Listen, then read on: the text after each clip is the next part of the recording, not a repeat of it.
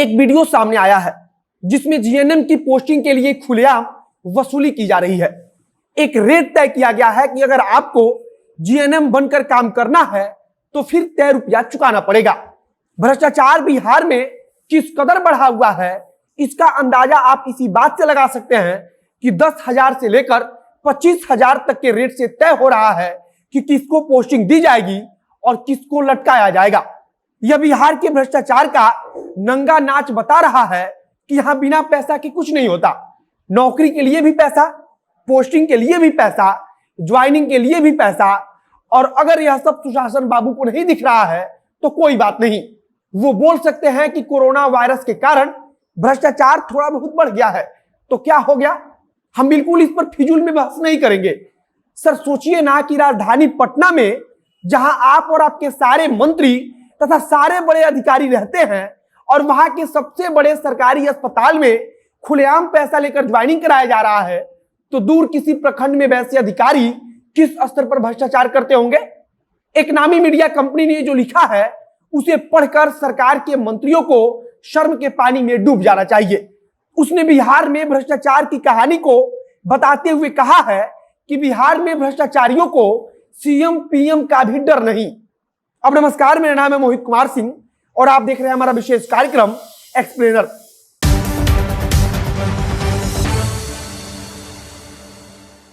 बिहार सरकार द्वारा एक तरफ जीएनएम नर्सों का बड़े पैमाने पर ट्रांसफर किया गया है। हो सकता है कि इसके पीछे सरकार की मंशा व्यवस्था को सुधारना हो, लेकिन अब जिन जीएनएम को पीएमसीएच में पोस्टिंग दी गई है उनके जरिए सरकारी बाबू माल बनाने में लगे हुए हैं। पीएमसीएच में तो एक प्रकार से कह दिया गया है कि बिना पैसे के किसी का भी ज्वाइनिंग नहीं होगा। इसके लिए रेट तय किया गया है। एक ज्वाइनिंग के बदले 10 से 25,000 रुपया मांगा जा रहा है।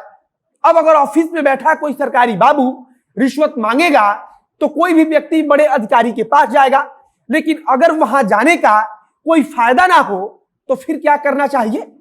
यह सवाल इसलिए पूछ रहे हैं क्योंकि बड़े अधिकारियों के पास शिकायत करने के बावजूद किसी प्रकार की कोई कार्रवाई नहीं की गई है। विभाग के तमाम बड़े अधिकारियों के पास इस बात की पुख्ता जानकारी है, लेकिन उनके तरफ से कोई सख्त कदम नहीं उठाया गया है।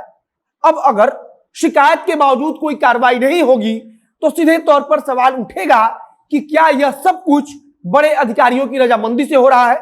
एक और बात है कि किसी भी क्लर्क के पास इतनी शक्ति नहीं है कि बिना किसी बड़े व्यक्ति के वह यह सब कुछ करता रहे और आराम से बचता भी रहे। इतना सब कुछ होने के बावजूद ऐसा लग रहा है कि अधिकारियों को इसके बारे में कुछ पता ही नहीं है।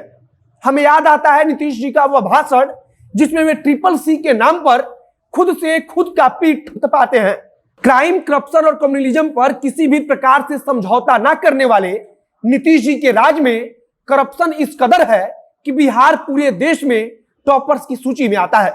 2019 में एक रिपोर्ट आई थी, इंडियन करप्शन सर्वे, जिसमें बिहार का जिक्र करते हुए बताया गया था कि भ्रष्टाचार के मामले में बिहार पूरे देश में दूसरा स्थान रखता है।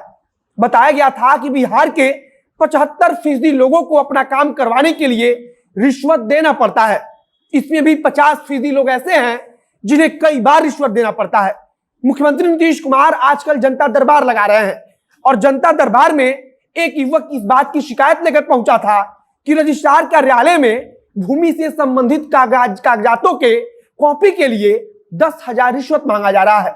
वह जनता दरबार में बताने लगा कि जब हमने जनता दरबार में शिकायत की बात की तो कर्मचारी कहने लगा कि प्रधानमंत्री से लेकर मुख्यमंत्री तक जिससे शिकायत करना है कर दो, कहीं चले जाओ, हमारा कुछ नहीं होगा।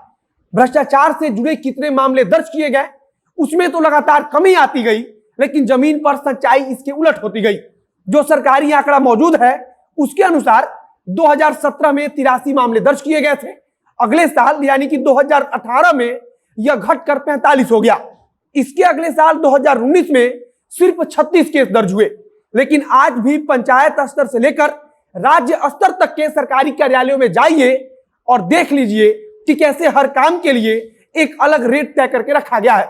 गरीबों को मिलने वाले आवास में जितना पैसा सरकार देती है उसमें से कितना पैसा मुखिया और अधिकारी खा जाते हैं, इसके बारे में सैकड़ों लोग बता देंगे, लेकिन सरकार को इससे कुछ फर्क नहीं पड़ता। शौचालय बनाने के लिए जो पैसा सरकार भेज रही है और भेज चुकी है, उसमें बड़े पैमाने पर जमकर भ्रष्टाचार हुआ है। लेकिन सरकारी आंकड़ों में सब कुछ एकदम ठीक है। अब अगर पीएमसीएच का मामला हो या फिर आवास का पैसा खाने का मामला, सब कुछ जानते हुए भी मामला दर्ज नहीं होगा, तो यह सामान्य सी बात है कि सरकारी कागज में भ्रष्टाचार घटता जाएगा। और इसी सरकारी कागज के आंकड़ों को दिखाकर चुनाव के समय नीतीश जी को भ्रष्टाचार के आंकड़ों में कमी लाने के लिए बधाई दी जाएगी। लेकिन किसी सरकारी कागज में केवल अपना नाम ठीक कराने के लिए कितना रुपया रिश्वत लग जाता है, इसके बारे में कोई नहीं पूछेगा। बाकी पीएमसीएच में ज्वाइनिंग के लिए पैसा लिया जा रहा है और हमें पूरा उम्मीद है कि हमारे अधिकारी इस मामले पर अपना मुंह ना खोल रहे हैं, ना आगे खोलेंगे। और नेताओं से तो हम उम्मीद ही क्या कर सकते हैं। वीडियो समाप्त करते हैं। वीडियो को शेयर कीजिएगा, फेसबुक पेज को लाइक कीजिएगा, अगर यूट्यूब पर देख रहे हैं तो चैनल को सब्सक्राइब कीजिए। मेरा नाम है मोहित कुमार सिंह और कैमरे के पीछे ओम प्रकाश खड़े हैं। बहुत बहुत धन्यवाद।